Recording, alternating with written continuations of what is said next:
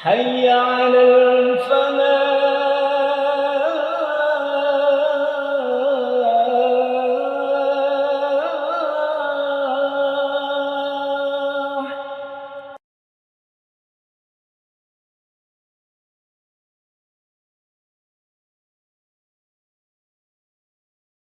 السلام عليكم ورحمة الله وبركاته.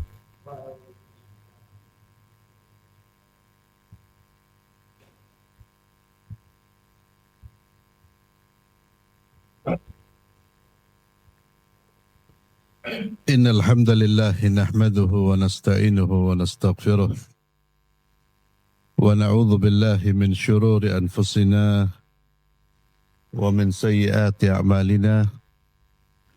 من يهده الله فلا مضل له ومن يضلل فلا هادي له. وأشهد أن لا إله إلا الله وحده لا شريك له وأشهد أن محمدا عبده ورسوله لا نبي بعده. Waba'd. Para hadirin jamaah Masjid Al-Falah yang saya muliakan, alhamdulillah pada pagi hari ini kita kembali dalam keadaan sehat walafiat, dan juga kita bertemu dalam keadaan bersama-sama menjalankan ketaatan kepada Allah Subhanahu wa Ta'ala. Dan mudah-mudahan pertemuan kita di masjid ini berlanjut hingga ke surga Allah Subhanahu wa Ta'ala. Kita berkumpul di dunia, di rumah Allah, dan mudah-mudahan kita bisa berkumpul di surga Allah Subhanahu wa Ta'ala. Para hadirin yang saya muliakan, kita sudah masuk pada pembahasan dosa besar yang ke-69, yaitu al-iyas min rauhillah, berputus asa dari rahmat Allah Subhanahu wa Ta'ala. Berputus asa dari rahmat Allah. Berputus asa dari rahmat Allah artinya tidak atau menganggap, ya, berputus asa rahmat Allah itu menganggap bahwa Allah tidak memberi rahmat kepadanya, Allah tidak memberi ampunan kepadanya, Allah tidak memaafkan dirinya. Itu di antara bentuk putus asa dari rahmat Allah Subhanahu wa Ta'ala. Dia merasa bahwa dia tidak akan mendapatkan rahmat dari Allah. Biasanya orang berputus asa dari rahmat Allah jika merasa dirinya telah banyak melakukan kesalahan, melakukan banyak dosa. Jika dirinya merasa sudah berkali-kali taubat, akan tetapi kembali melakukan kemaksiatan. Itu hal-hal yang membuat seseorang terkadang merasa dia tidak pantas atau dia tidak mungkin mendapatkan rahmat Allah Subhanahu wa Ta'ala. Perasaan itu termasuk dosa besar. Merasa bahwa dirinya tidak dimaafkan oleh Allah itu termasuk dosa besar. Bukan hanya dosa, bukan hanya tidak boleh, tapi termasuk dosa besar. Artinya seorang muslim, dia tidak boleh berputus asa dari rahmat Allah. Kenapa? Karena Allah maha luas rahmatnya. Seorang Muslim tidak boleh menganggap Allah tidak memaafkan. Kenapa? Karena Allah Maha Pemaaf. Seorang Muslim tidak boleh menganggap bahwa dirinya tidak diampuni. Anggapan itu termasuk anggapan yang bertentangan dengan prinsip husnudzan. Artinya dia suudzon, berburuk sangka kepada Allah. Dia tidak boleh menganggap dirinya tidak dimaafkan oleh Allah, tidak diampuni oleh Allah. Kenapa? Karena Allah Maha Pengampun. Oleh karena itu, seorang Muslim, seberapa besar dosa yang dia lakukan, dia tetap harus memiliki harapan untuk mendapatkan pengampunan. Tidak boleh memutuskan harapannya. Allah tidak seperti manusia. Kalau manusia, ya, kalau kita melakukan kesalahan kepada seseorang, mungkin sekali kita datang meminta maaf, diampuni, diberi maaf. Ya, tapi ada orang yang tidak mau memberi maaf sama sekali, Pak. Tapi taruhlah, kita anggap ada orang baik. Datang meminta maaf, ya dia orang baik. Ya dimaafkan. Namun setelah kita meminta maaf, melakukan kesalahan, mengulang kesalahannya, datang yang kedua kalinya, kira-kira dimaafin apa enggak? Dimaafin. Kalau dia orang baik sekali, ya. Kalau memaafkan sekali itu baik. Kalau memaafkan sampai 2 kali berarti baik sekali. Ternyata setelah meminta maaf yang kedua kalinya, mengulang kesalahan. Datang lagi yang ketiga kalinya. Ini manusia, kita bicara manusia. Kira-kira dimaafkan apa enggak? Hampir berat, Pak. Ya, kalau tidak punya akhlak kenabian, susah itu. Ini sudah 2 kali sampean ini datang ke saya. Melakukan kesalahan dan sudah saya maafkan. Ini yang ketiga. Biasanya muncul kata-kata apa? Tidak ada maaf bagimu. Itu maaf sudah tertutup. Itu kalau manusia. Tidak dengan Allah. Seberapa sering kita melakukan kesalahan. Seberapa sering kita melakukan perbuatan dosa. Selama kita tetap kembali kepada Allah. Allah membuka pintu maafnya. Nanti akan kita baca ayatnya. Seberapa besar dosa yang kita pikul dan seberapa banyak kesalahan, bahkan kesalahan yang kita ulang seberapa sering ketika manusia datang kepada Allah, minta maaf kepada Allah, Allah tetap akan membuka pintu maaf. Allah tidak seperti manusia. Maka jangan sampai seorang hamba menyamakan Allah dengan makhluknya. Kalau makhluk itu mungkin hanya memberi toleransi 1, 2, 3, 4 kali maaf. Tapi tidak dengan Allah Subhanahu wa ta'ala. Maka jangan pernah seorang hamba merasa dia tidak akan mendapatkan rahmat Allah, tapi harus terus memunculkan perasaan, bahkan keyakinan Allah akan memberikan maaf. Selama dia datang kepada Allah Subhanahu wa ta'ala. Ya. Tidak peduli dosa yang dia bawa berapa, tidak peduli kesalahan yang telah dia perbuat apa, tetap datang kepada Allah, memohon ampun kepada Allah, Allah akan tetap membuka pintu ampunan. Maka yang termasuk dosa besar ketika seorang berputus asa dari rahmat Allah. Sudah Allah gak mungkin ngampuni saya. Allah Azza wa Jalla berfirman di dalam surat Yusuf ayat 87. A'udzu billahi minasyaitonir rajim. Innahu la yai'asu min rauhillahi illa al-qaumul kafirun. Sesungguhnya tiada berputus asa dari rahmat Allah melainkan kaum yang kafir.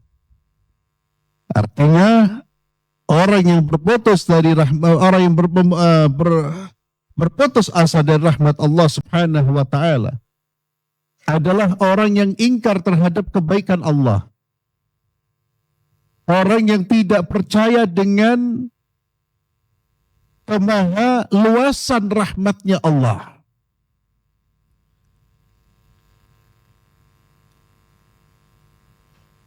Ayat yang luar biasa, ayat berikutnya, surat Az-Zumar ayat 53. Saya katakan ayat luar biasa, inilah ayat yang membuka harapan bagi seluruh manusia, termasuk mereka-mereka yang telah melakukan banyak perbuatan dosa. Allah Subhanahu wa taala berfirman di dalam surat Az-Zumar ayat 53, A'udzu billahi minasyaitonir rajim. Qul ya ibadiyalladzina asrafu ala anfusihim la taqnatu min rahmatillah. Innallaha yaghfiru adh-dhunuba jami'a. Innahu huwal ghafurur rahim. Yang artinya qul, katakanlah. Dan kalau ada ayat yang dimulai dengan qul, itu artinya Allah memerintahkan Nabi Muhammad SAW untuk menyampaikan kepada umatnya. Katakanlah, ini ada perintah yang ditekankan sehingga Allah secara khusus menyuruh Nabi untuk menyampaikan, padahal semua ayat itu adalah ayat yang harus disampaikan Rasulullah kepada umatnya. Tapi ada ayat-ayat tertentu yang Allah mulai dengan perintah, qul, katakanlah. Ada sesuatu yang penting, sampaikan kepada umatmu. Sampaikan kepada manusia. Ya ibadiyalladzina asrafu. Wahai hamba-hambaku yang telah melampaui batas. La taqnatu min rahmatillah. Janganlah kalian berputus asa dari rahmat Allah Subhanahu wa taala.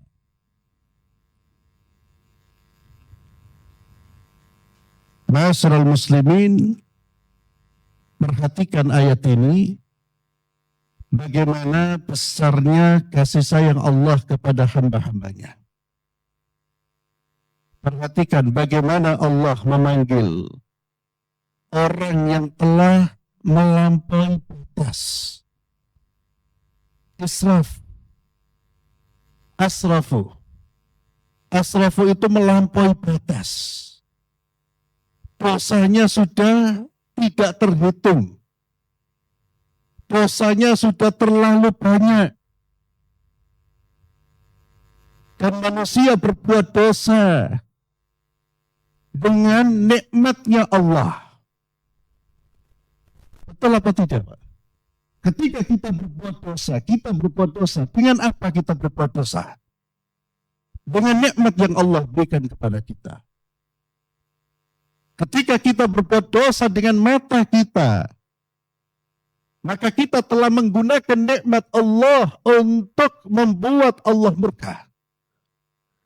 Ketika kita berdosa dengan telinga kita, lisan kita, kita sedang menggunakan nikmat Allah untuk melanggar aturan Sang Pencipta. Artinya kita betul-betul orang ketika berbuat dosa itu orang sedang tidak mensyukuri nikmat Allah. Sehingga pelaku dosa itu disebut kufur, Pak. Tapi bukan kufur mengeluarkan dari Islam. Disebut kufur nikmat. Kenapa kufur nikmat?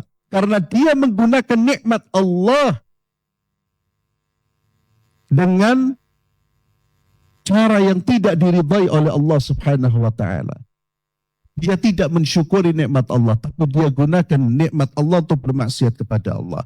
Perhatikan ayat ini.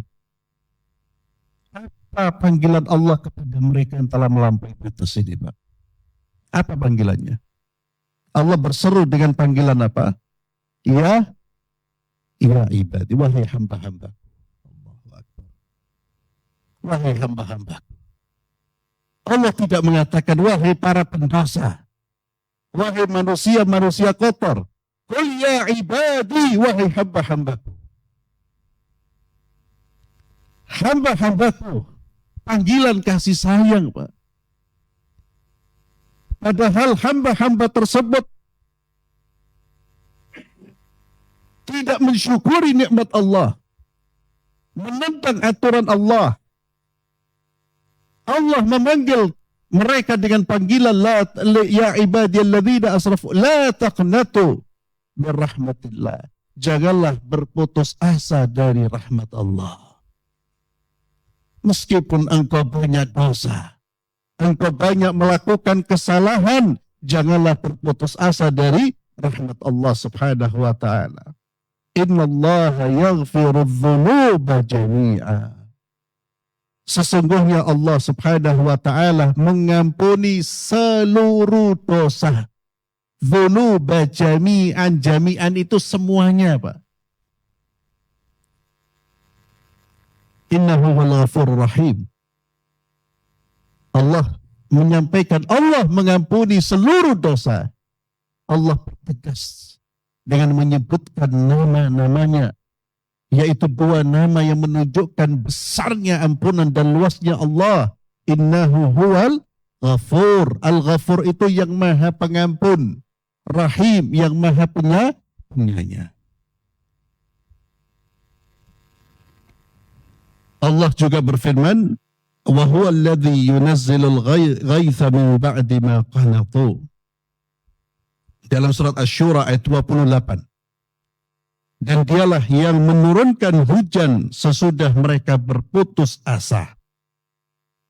Yakni berputus asa dari turunnya hujan. Musim paceklik tidak turun hujan, mereka sudah berputus asa, menganggap bahwa ini tidak ada lagi hujan, ternyata Allah turunkan hujan. Artinya apa? Jangan berputus asa dengan rahmat Allah. Bahkan dalam urusan-urusan dunia, ketika kita mengalami paceklik, kita mengalami kekeringan, baik kekeringan tanam-tanaman, tumbuh-tumbuhan, kekeringan lingkungan, termasuk kekeringan ekonomi, paceklik ekonomi, tanda kutip. Jangan berputus asa. Hujan akan turun. Solusi akan datang. Kapan? Selama kita masih yakin kepada Allah Subhanahu wa ta'ala. Dalam segala urusan, Pak, jangan berputus asa. Jadi tidak hanya dalam soal dosa saja. Tidak hanya dalam soal mendapatkan pengampunan, jangan berputus asa. Dalam urusan dunia pun jangan berputus asa. Kita punya Allah. Selama kita mau kembali kepada Allah Subhanahu wa ta'ala, kita yakin kepada Allah. Yang bermasalah itu kalau kita tidak yakin kepada Allah Subhanahu wa ta'ala. Kita mau tahu siapa orang yang sangat kuat keyakinannya kepada Allah selain para nabi yang sering diceritakan di Idul Adha itu siapa? Ya, seorang wanita. Nah, seorang wanita yang punya keyakinan kuat kepada Allah. Itulah bentuk husnudzan. Dan orang kalau punya husnudzan billah, hidupnya lebih tenang, Pak. Dan dicontohkan siapa? Maryam, selain Maryam. Hajar. Ya. Dilepas oleh Nabiullah Ibrahim alaihi salatu wassalam. Tanah tandus. Tidak ada tanda-tanda kehidupan. Tanda-tanda kehidupan. Bukan sesuatu yang bisa yang hidup. Tanda-tandanya nggak ada. Tapi ketika Hajar bertanya kepada Nabiullah Ibrahim, Apakah ini perintah Allah? Kata Nabi Ibrahim apa? Iya, betul, ini perintah Allah.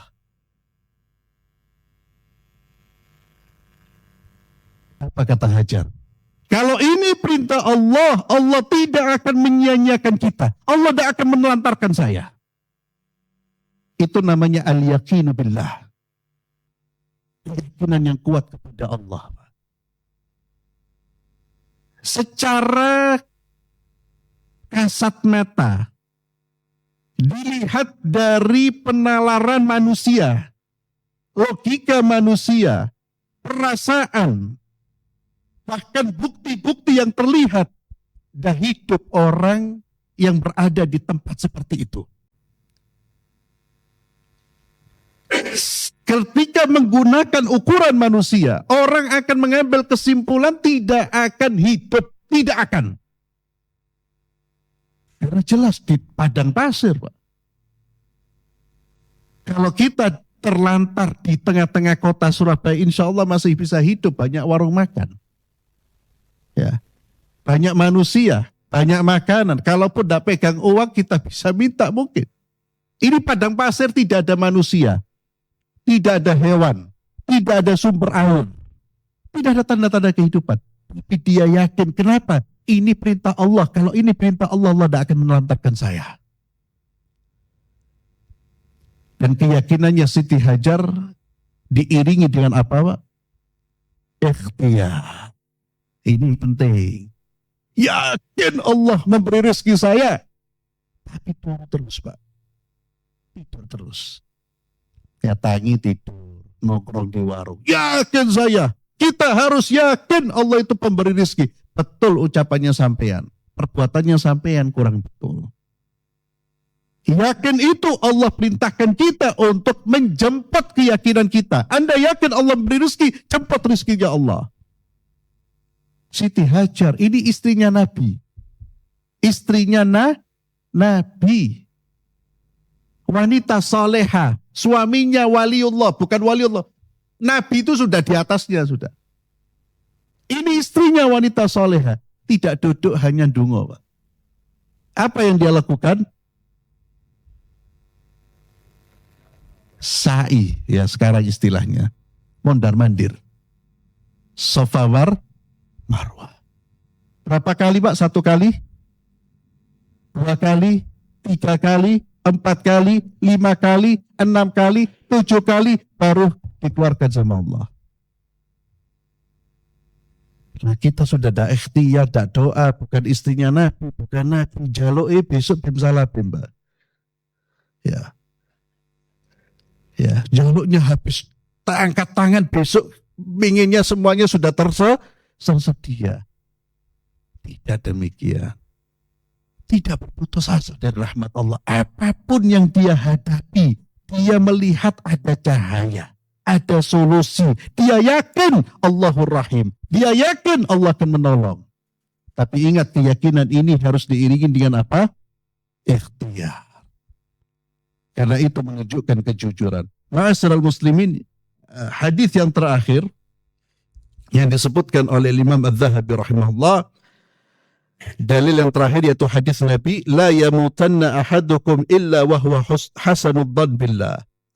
Janganlah salah seorang dari kalian mati melainkan dalam keadaan berbaik sangka kepada Allah. Hadis ini diriwayatkan oleh Imam Muslim. Janganlah salah seorang di antara kalian wafat kecuali dia wafat dalam kondisi husnul dhann, berbaik sangka kepada Allah. Maka orang kalau mau meninggal dunia, dirinya harus menanamkan bahwa Allah akan mengampuni dia. Ya, kalau mau meninggal dunia, Pak, jangan berputus asa sekalipun kita bukan orang baik. Kalau mau meninggal dunia, baik sangkalah Allah Maha Pengampun, Allah akan mengampuni saya. Dan orang yang sedang mendampingi orang yang mau meninggal dunia, tumbuhkan husnudzonnya kepada Allah. Sekalipun dia bukan orang baik. Ingat, Pak, agar dia meninggal dalam keadaan husnudzon kepada Allah. Bagaimana caranya? ya kita sampaikan. Ya, Allah Maha Pengampun. Istighfar. Oh, dosa saya banyak. Tidak. Dosa Anda terlalu kecil jika dibandingkan dengan rahmat Allah. Allah akan mengampuni dosa sampean. Istighfar, doa. Allah akan mengampuni. Itu yang ditanamkan sehingga muncul husnudzon. Karena Nabi kita Muhammad SAW melarang kita meninggal dalam keadaan su'udzon, berburuk sangka kepada Allah. Jangan sebaliknya, Pak. Kalau menjenguk orang, kita justru menumbuhkan menumbuhkan apa? Pesimistis. Ya. Sampai ini kita tahu sholat. Waduh, sama. Mari ini ketemu malaikat, wis siap-siap loh, dikepui malaikat loh, ya mati sebelum mati loh, Pak. Akhirnya membuat dia sudah tidak berdaya. Jangan. Kalau masih hidup, kalau sudah mau mening. Tapi kalau sehat, takuti dia dengan azab Allah. Kalau dia bermaksiat kepada Allah, ya akhi, kalau kamu tidak sholat, berpotensi mendapatkan azab. Kalau kamu tidak sholat, hidupmu akan hancur di dunia sampai di akhirat. Ya, jangan sebaliknya, orang nggak sholat nggak apa-apa, Allah Maha Pengampun kok. Ya, itu justru nanti masuk dosa besar yang sebelumnya kalau nggak salah. Iya, dosa besar yang ke-68, Pak. Ya, sebelumnya. Merasa aman dari makar Allah. Merasa aman dari makar Allah dia seperti tadi, Pak. Bermaksiat, durhaka, menganggap bahwa Allah akan mengampuni. Ketika bermaksiat, itu agak boleh. Orang ketika bermaksiat kepada Allah, dia mengatakan, meremehkan maksiat dengan alasan bahwa Allah Maha Pengampun. Apa korupsi? Aku mari ini haji kok. Iya. Apa korupsi? Toh aku sakit infaki. Ya. Merasa aman dia, tidak boleh. Tidak boleh merasa aman dari siksa Allah dan jangan berputus asa dari rahmatnya Allah. Maka jangan pernah seorang hamba dijebak oleh syaitan dengan berputus asa dari rahmat Allah. Syaitan itu menjebak kita dari dua pintu ini, Pak. Dari dua pintu ini. Pintu merasa aman dari siksa Allah dengan cara meremehkan dosa, itu jebakan syaitan. Dan pintu dari putus asa akan rahmat Allah Subhanahu, itu juga jebakan syaitan. Orang berbuat dosa berkali-kali lalu ada bisikan, sampean tidak mungkin diampuni. Ketika dia merasa tidak diampuni, maka dia tidak bertobat kepada Allah. Betul-betul dia putus asa, ya sudah. Ya. Itu seperti kisahnya 91 orang yang membunuh 99 orang. Ya, ketika dia bertanya kepada ahli ibadah, lalu dijawab, ya, kamu tidak ada kesempatan bertobat. Dia tanya, apakah ada kesempatan bagi dirinya untuk bertobat? Tapi tanyanya bukan pada ulama, Pak, pada ahli ibadah. Ya, ini bahayanya kalau orang bertanya bukan pada ahlinya, dan bahayanya berfatwa tanpa ilmu. Karena ahli ibadah bukan ahli ilmu, dia melihat ini dosa sudah terlalu banyak, 99 nyawa dihilangkan. Apa katanya? Tidak ada pintu taubat bagi sampean. 99 sampean mau taubat. Tidak ada. Hamba Allah ini, dia merasa karena sudah tertutup pintu taubat, ya mending digenapi 100, Pak. Ya. Bunuh orang ini 100. Itu kejadian sebelum diutusnya Nabi. Ya. Karena di dalam Islam orang sekali membunuh dia harus dieksekusi, hukuman mati. 100 orang dibunuh, dia datang kepada ulama. Ketemu seseorang, dia alim, apakah ada pintu taubat bagi saya? Apa kata jawaban orang berilmu? Ini bedanya orang berilmu dengan orang tidak berilmu. Orang berilmu mengatakan apa? Siapa yang menghalangi Anda untuk kembali kepada Allah? Siapa? Tidak ada penghalang antara Anda dengan Allah. Bertobatlah. Ya sama seperti zaman sekarang, Pak. Di antara bentuk kebodohan manusia, suka mengkafirkan orang. Itu karena kejahilan. Menutup pintu-pintu rahmat. Dikatakan orang-orang alim ini, siapa menghalangi Anda dari Allah? Kembalilah kepada Allah. Tapi dengan catatan, Anda harus berpindah dari wilayah Anda saat ini. Wilayah Anda adalah wilayah yang dihuni oleh para pembunuh, orang-orang buruk. Berpindahlah. Maka orang ini pun berpindah walaupun belum sampai ke tempat tujuan, meninggal dunia. Allah sudah terima taubatnya. Ini pelajaran bagi kita. Jangan pernah berputus asa dari rahmat Allah apapun kesalahan kita. Terus kembali kepada Allah. Terus meminta maaf kepada Allah sekalipun berulang-ulang. Ya. Pintu taubat itu hanya ditutup pada dua keadaan. Hanya dua keadaan. Satu ketika apa? Kondisi sakratul maut. Yang kedua, matahari terbit dari arah barat. Hanya dua Pak pintu taubat ditutup. Di luar itu tidak pernah Allah tutup pintu taubat. Apapun kesalahan kita. Sakratul maut dan matahari terbit dari arah barat. Ya. Coba ditengok hari ini matahari terbit dari mana, Pak? Ya. Matahari terbit dari arah barat itu kiamat. Itu tanda-tanda kiamat yang paling dekat. Ya. Ma'asyiral muslimin, sebagai penutup, ada sebab-sebab orang merasa berputus asa dari rahmat Allah. Yang pertama, karena dia tidak mengenal Allah. Al-jahlu billah. Ya, kalau dia mengenal Allah, dia tidak akan berputus asa dari rahmat Allah.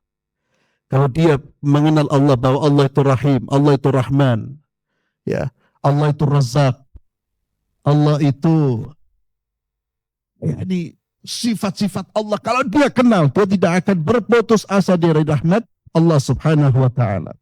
Kemudian yang kedua, al-ifrat fil khauf. Kenapa orang sampai muncul rasa muncul putus asa terhadap rahmat Allah? Karena al-khawfu, al-ifratu fil khawf. Terlalu berlebihan dalam rasa takutnya kepada Allah. Ya. Terlalu berlebihan, Pak. Itulah mengapa antum lihat Quran, hadis. Quran, kita bicara Quran, lihatlah ketika Allah mengancam manusia dengan api neraka, setelahnya diiringi dengan apa? Diiringi dengan berbicara masalah syurga. Ketika Allah berbicara tentang neraka, biasanya selalu diiringi dengan syurga. Ini yang disebut dengan targhib wa tarhib. Targhib itu motivasi, ya, diiming-imingi dengan kebaikan, dengan pahala-pahala. Tarhib itu ancaman-ancaman. Itu harus seimbang. Quran pun sudah membuat keseimbangan seperti itu. Ya, ada hal-hal yang mengancam, ada hal-hal yang memberikan membangun optimis, sikap optimis kepada Allah terhadap rahmat Allah Subhanahu wa Ta'ala. Namun bapak-bapak sekalian, ya, saya sampaikan, mungkin ada yang protes, Ustadz bicara seimbang tapi kajiannya kok ancaman terus. Nah, ya memang karena kajian kita kajian Al-Kabair. Ya, kajian kita kajian Al-Kabair. Judulnya dosa-dosa besar. Kalau dosa isinya ancaman, ya. Ada namanya kitab At-Targhib wa Tarhib. At-Targhib wa Tarhib. Itu kitab yang luar biasa, karya Imam Al-Mundhiri, isinya motivasi dan ancaman. Ya, seimbang itu. Itu saya kaji di Al-Irsyad, Pak. Setiap hari Kamis ba'dal Maghrib, At-Targhib wa Tarhib. Itu kitab yang luar biasa. Itu seimbang. Jadi ada motivasi, ada anjuran-anjuran dengan pahala-pahala, ada ancaman-ancaman. Ya. Anjuran untuk ikhlas, pahala orang yang ikhlas, ancaman orang yang riya. Anjuran orang untuk menuntut ilmu, ancaman orang yang tidak mengamalkan ilmunya. Agar apa? Seimbang antara al-khauf war raja. Yang terakhir, orang kenapa berputus asa dari rahmat Allah? karena dia berkawan dengan orang-orang yang suka berputus asa. Perkawanan itu mempengaruhi. Wallahu a'lam bissawab. Subhanakallahumma bihamdika asyhadu an la ilaha illa anta astaghfiruka wa atubu ilaik. Assalamualaikum warahmatullahi wabarakatuh.